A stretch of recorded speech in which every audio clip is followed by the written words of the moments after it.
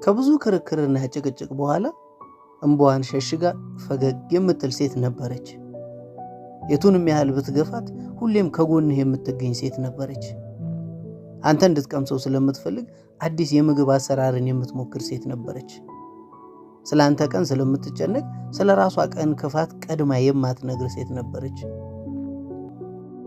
ስለ ውሎህ ከልቧ የምትጠይቅና መልስህን ከልብ የምታዳምጥ ሴት ነበረች። ስልክ ደውላልህ ስላላነሳህላት፣ መልእክት ልካልህ ስላልመለስክላት የምትጨነቅ ታማኝ ሴት ነበረች።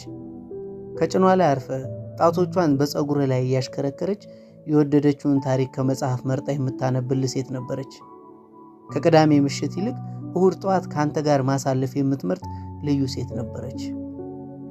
እነዚህን ሁሉ ነገሮች የምታደርግ ሴት በሕይወት አለች ነበረች እያልክ ከማውራት በፊት እሷን አጥብቀ ለመያዝ አትፍራ።